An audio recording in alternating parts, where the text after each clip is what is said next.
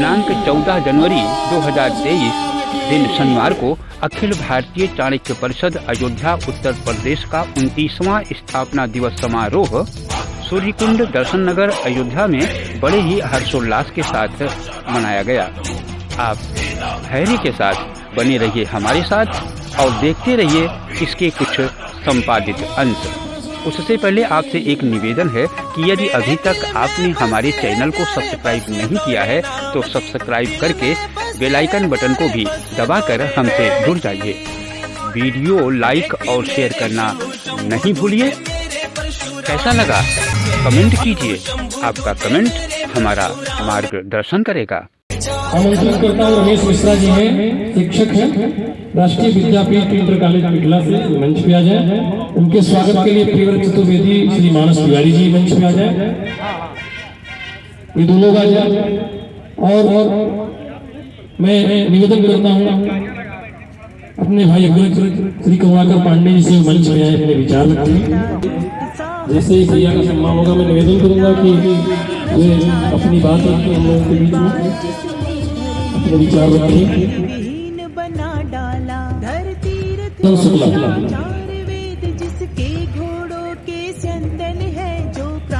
Doctor Anand Shukla उस ब्राह्मण का अभिनंदन है जो क्रांति दूत जमदग्नि पूत। परमेश पांडे जी, परमेश पांडे जी मंच पर शिक्षा एवं संस्कार भारती की माध्यम समाज सेवा व्यास की अधिष्ठाता श्री अमरनाथ पांडे जी मानस तिवारी जी का सम्मान करते हैं। चलो भैया चलिए।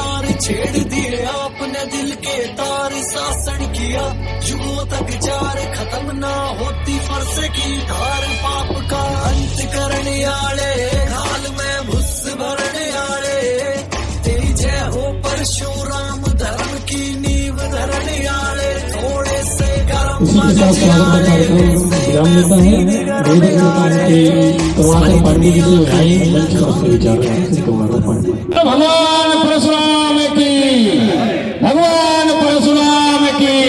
इस अखिल भारतीय चाणक्य परिषद के 29वें स्थापना दिवस पर सामने उमड़ा ये जनसैलाब भगवान परशुराम की।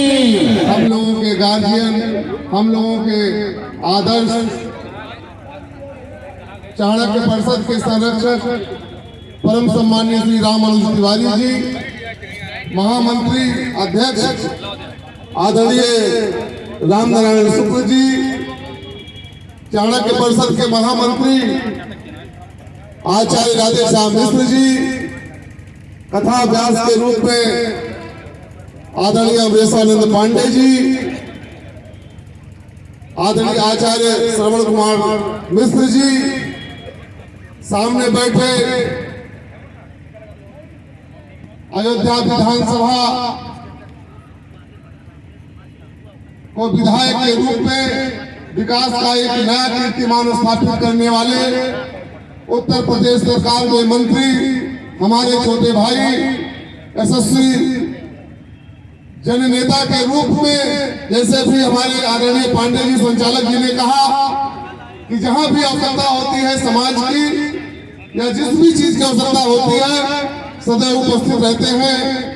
सामने बैठे हैं देवकाली मंदिर के पीठाधीश्वर, साकेत शासन के अध्यक्ष रहे, बीकापुर से विधानसभा का चुनाव लड़ चुके आदरणीय श्री सुनील पाठक जी, अभी अपने क्रांतिकारी उद्बोधन से हम लोगों को दिशा निर्देश दे रहे थे। बहराइच से चल करके आए युवा भाई हमारे श्री सर्वेश पांडे जी,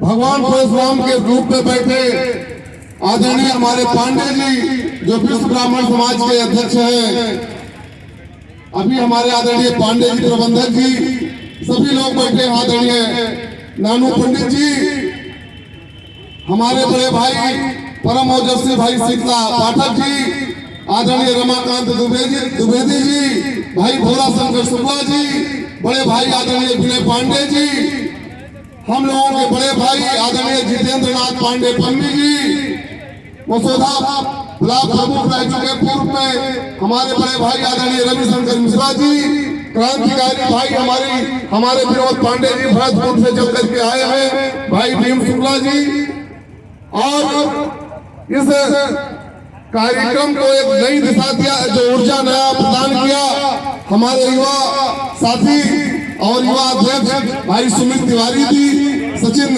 तिवारी जी, भाई बिप्लब पांडे जी, तमाम लोग बैठे हुए हमारे प्रदेश के उपाध्यक्ष चाणक्य परिषद के भाई जय गुरुदेव जी, राजेश चौबे जी, सदानंद पांडे जी, हमारे समाज के बुजुर्ग, हम लोगों के आदर्श अमानीगंज बिल्कीपुर की धरती से चल करके आए आदरणीय शीतला वाजपेयी जी, सुनील पांडे जी, सुमित तिवारी, सभी लोगों का नाम जानता हूँ, सब हमारे भाई हैं।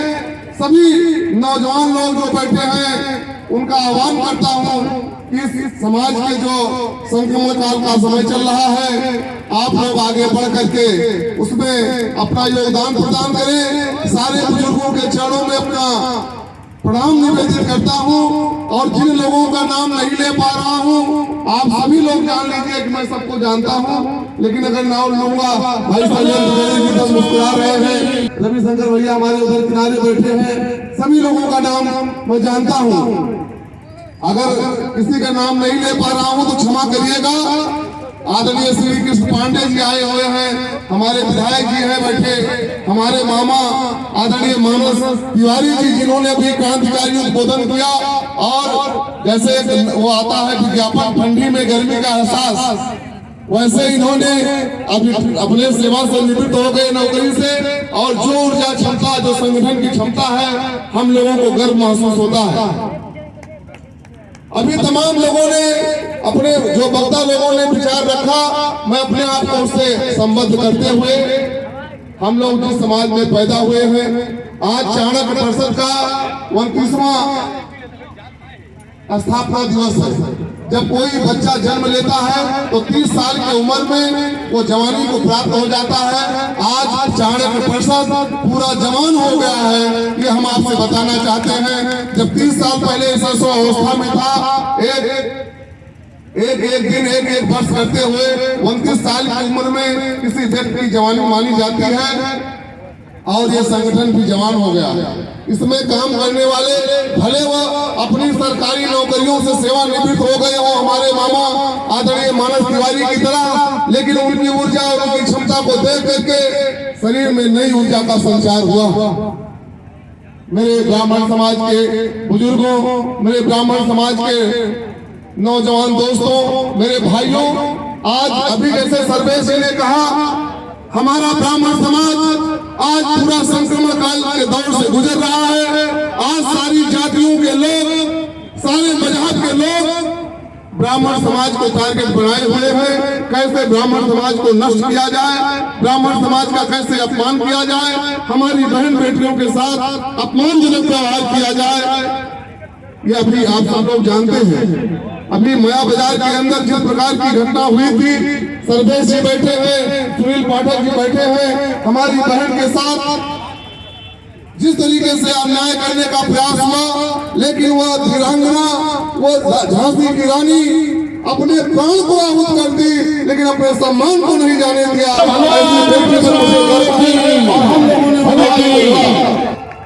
जैसे भी हमारे आदरणीय पांडे जी संचालक जी कह रहे थे, रायबरेली बाईपास के पास एक सामान्य सा ब्राह्मण नौकरी करने वाला, जिसकी कोल्ड स्टोर में मृत्यु हो गई।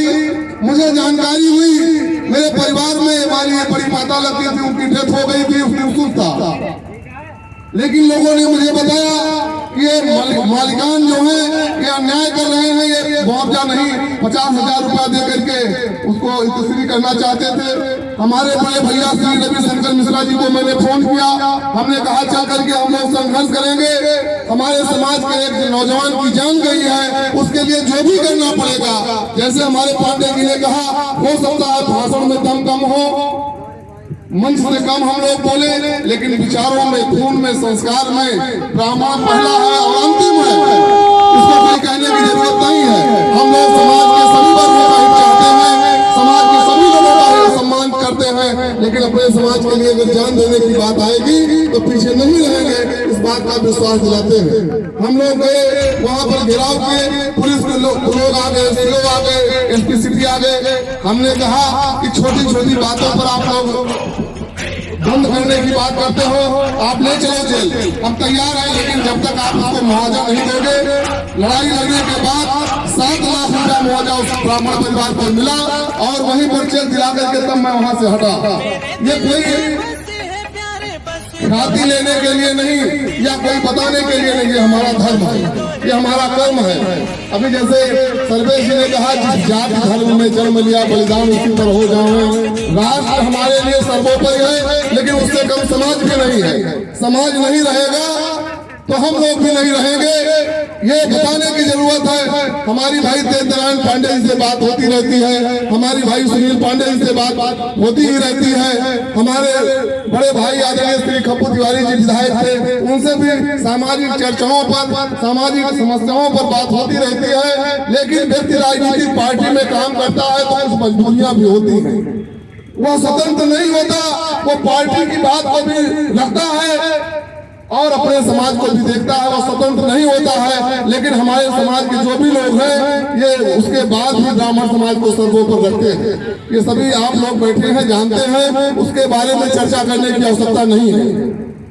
लेकिन हमको अपने समाज से एक शिकवा भी है, एक तकलीफ भी है कि जब भी हमारे किसी समाज के व्यक्ति को पहली बात तो टिकट नहीं मिलता किसी राजनीतिक पार्टी से, और कभी टिकट मिल भी जाता है तो हमारे समाज के लोग कहते हैं कि ये बीएसपी क्यों ले लिए, ये भारतीय जनता पार्टी से क्यों ले लिए, ये कांग्रेस से क्यों ले लिए, समाजवादी। जब पार्टियां 4 हैं, आप अकेले लड़ करके अकेले चुनाव हार तो छोड़ नहीं सकता।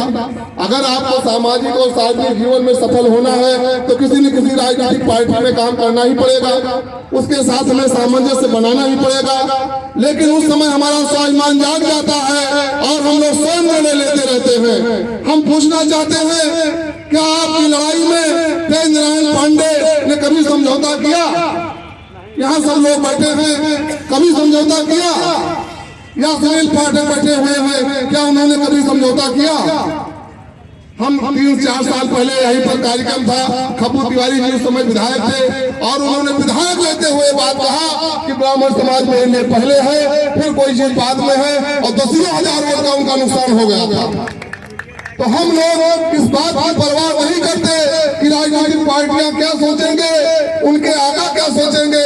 हम इसके बाद भी हम लोग अपने आप को पहले ब्राह्मण समाज के लिए समर्पित रहते हैं। तो हमारे समाज के लोगों को भी ये सोचना चाहिए, हमारे समाज के बुजुर्गों को भी ये विचार करना चाहिए कि हमारे समाज का बेटा, हमारा अपना भाई अगर किसी तरीके से किसी राजनीतिक दल से टिकट लाया है या उसको मौका मिला है, तो हमें उसको किसी न किसी तरीके से जिता करके, जिस भी सदन में गांव का प्रधान हो, जिला पंचायत हो, अभी हमने पिछली बार आपसे आह्वान भी किया था, अगर हमारे समाज के 4 लोग जिला पंचायत का चुनाव लड़ रहे हैं तो आप सभी लोगों की जिम्मेदारी है कि सारे लोगों को समझा कर बुझा कर एक आदमी को लड़ाइए जिससे मौका मिले।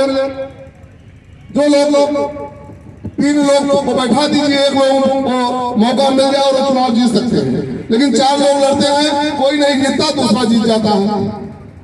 तो सभी बुजुर्ग लोग बैठे हैं, सारे सम्मानित सारे विद्वान लोग बैठे हैं, हमारे नौजवान लोग बैठे हैं। हमें अपने दर्द को, जो मैंने बात अपनी रखा है कि हमारे समाज के किसी भी व्यक्ति को, किसी भी दल, किसी भी पार्टी से मौका मिले तो पूरी शिद्दत, पूरी ईमानदारी, पूरी निष्ठा के साथ आप उसको कामयाब करें, आपस में सामंजस्य बनाएं।